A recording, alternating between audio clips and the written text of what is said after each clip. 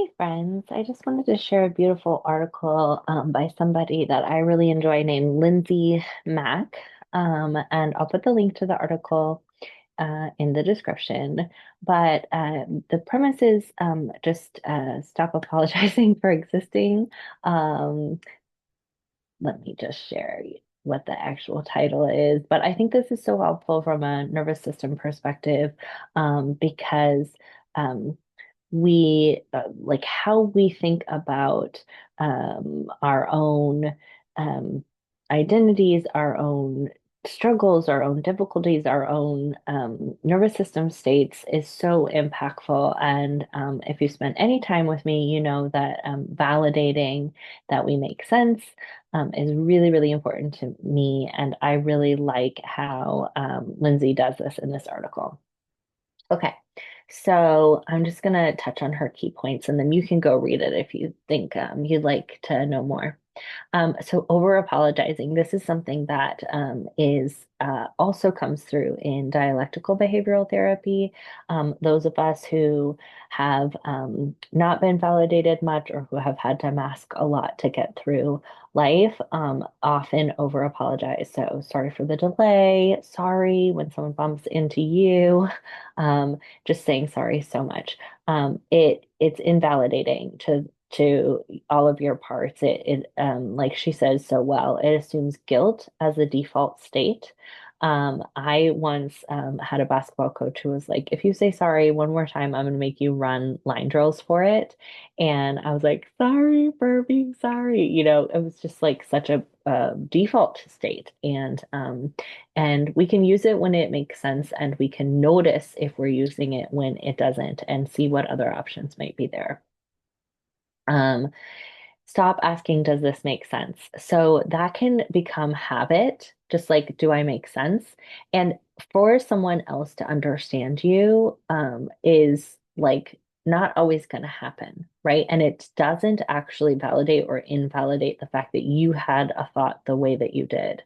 So if you are saying something and it looks like the other person's not understanding you, you can stop and say, hey, like, do you have questions or what are you thinking? If you want to know, but not as a permission slip for you to be able to share what you're sharing. So you don't have to make sense to anyone in order to have your thought or your experience be valid. And again, we're just sort of like default stating like there must be something wrong with me when we're asking. Do I make sense? Are you tracking? Is that okay that I'm saying that is basically what you're asking. And so noticing how often you're saying this and then inviting yourself to try out some different options can be really nice.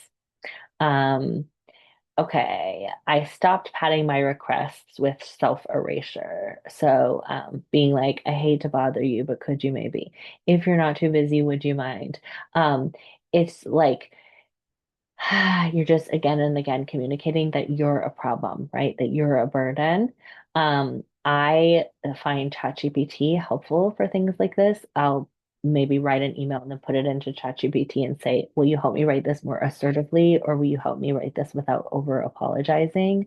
Um, so I'll, write an email. I'm so sorry. I have to reschedule our appointment because I have a doctor's appointment. And then I'll be like, okay, I could just say, hi, my apologies for the inconvenience. I have to, reschedule for a doctor's appointment because I can apologize for the inconvenience. It's a bummer.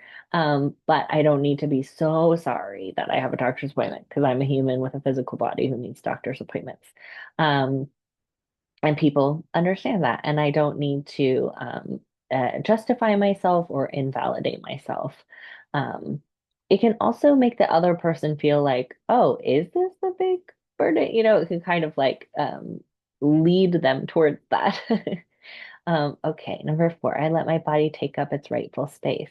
So this one can be really present, I think, especially around body expectations, um, you know, uh, gender roles and expectations. I was definitely taught there was a way for girls to sit and a way for boys to sit. And one has, shoulders back and legs open and takes up a lot of space, and the other is very hunchy and cross legs and small. Um, and so that's something to look at if you're noticing that that is how you've been trained, or that you picked up from life or society, and just notice that actually those do cue to your nervous system, like I'm safe, I can open up and be vulnerable to the world because I'm so confident in my safety, or I'm in danger and I need to be careful and closed to protect myself. Okay. Um, I wore clothes that felt like me, not camouflage. So yeah, clothes is a huge one. There are so many rules and expectations around clothes, particularly in our culture. And noticing where you might be able to challenge these in a way that also respects your nervous system. There's always the balance of like, do I feel safe enough to do this thing for myself? And if I don't, how can I speak kindly with myself and give myself opportunities that feel safer, and begin to work towards changes? For example, I didn't um, where I wore a swim shirt when I was with a group of people who had communicated to me that they weren't super thrilled about my top surgery, because it just felt like the emotional expenditure would have been a bummer, not worth it to me. Um, but other times when I don't wear a shirt and I feel great about it, and I feel safe enough. So with all of these, acknowledging when you feel safe enough, when you have the capacity, when you don't, just be honest with yourself. So I let myself know, after that experience with the swim shirt, like, hey, I want you to know, self, that I think your chest is fantastic and so much fun, and I celebrate you. And I didn't want to convey that there was anything wrong with you. I just also wanted to honor the part that felt like they didn't have the emotional bandwidth to interact with folks who may have said something uncomfortable.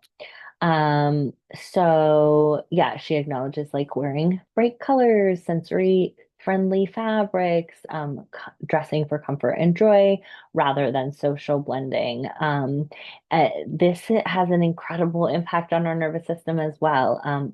With sensory stuff, which color and comfort is included in both of those, it can just be a lot of wear and tear on your nervous system to endure like clothes that feel uncomfortable or colors that don't feel soothing to you. So, you know, again, what feels safe enough, but also acknowledging that if you are in a context where it doesn't feel safe enough to take care of yourself in this way, it may be good information that maybe you want to make changes in that.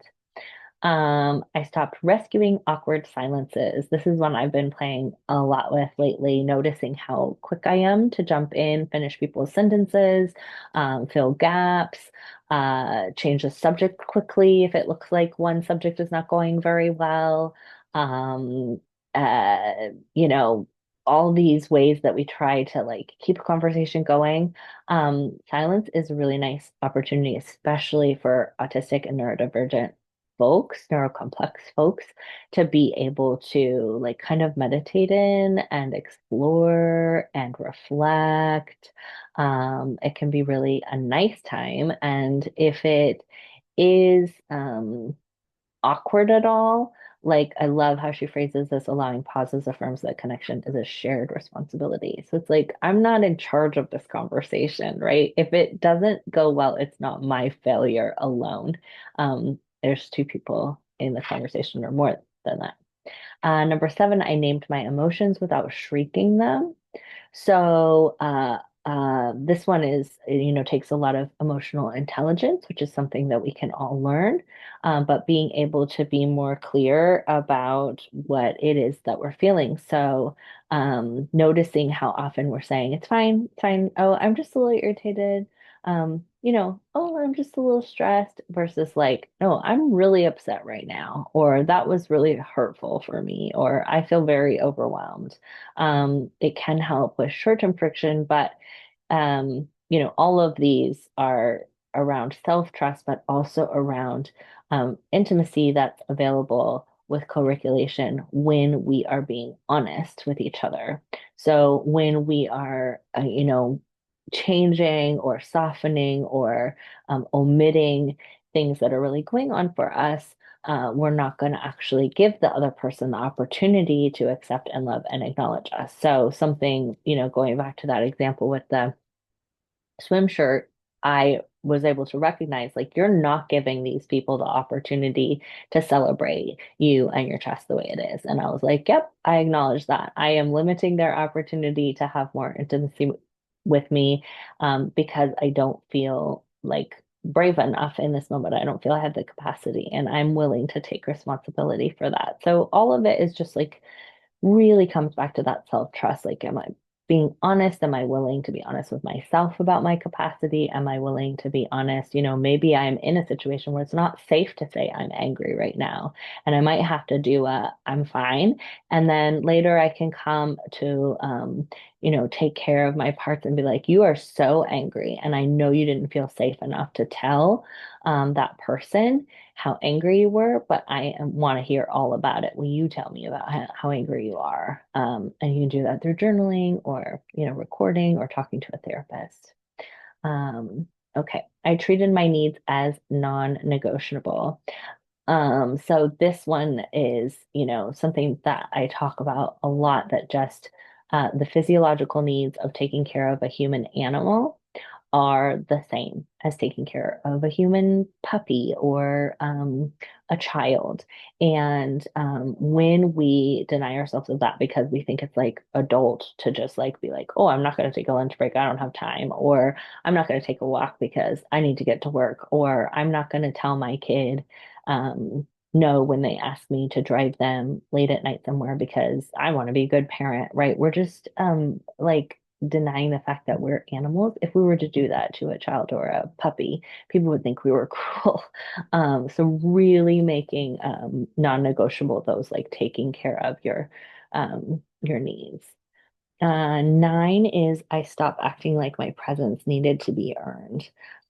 So, this is like begging for people to overly make you feel included or waiting to say something until you've rehearsed it all, doing a whole bunch of extra help just to justify being a part of something. It really, what you are doing out in the world is your parts are watching. And so they're like, oh, it must mean that we can't just blurt out something because we're not allowed to, and so your parts are always watching and learning from what you do. And so your experience of, um, who you are is really impacted by how you act in the world. And again, I'll say, you can do this. You can overcompensate. You can wait to be invited. You can rehearse in your head, if that's what makes you feel safe enough. But take the time to acknowledge, like, hey, I see that in these circumstances with these people, you are requiring this of yourself. And I'm so sorry because I don't think you have to earn your right to be with people. Do you think this is more because you've never had the experience of seeing if people will keep you safe, if you can keep yourself safe if you do these things? Or is this because these people are not people that have the capacity to allow you to do these things without harming you? And that'll be some really helpful information. Okay, so those are all of those. Like I said, I'll put the link in the description. And I really love everything that Lindsay Mack is doing. She just has like 40 of these articles a day, so it can be overwhelming for some. So if you want to not be too overwhelmed, you can just sign up for her Substack and then um, not have it notify you and just go to it when you're wanting to explore so you don't get like 10 emails a day. But she also has an Instagram so you can just like get a flavor of what she's talking about. She has some very cool resources like autism self-diagnosis workbooks and giftedness quizzes and all sorts of interesting takes on neurocomplexity and like really identifies with being like not of this earth in a lot of ways. And she recently talked about being in a human suit, and I really like that. Just feeling like this is a costume in so many ways. It's fascinating and confusing. So she's fun to me. If you're interested, check her out, and lots of love.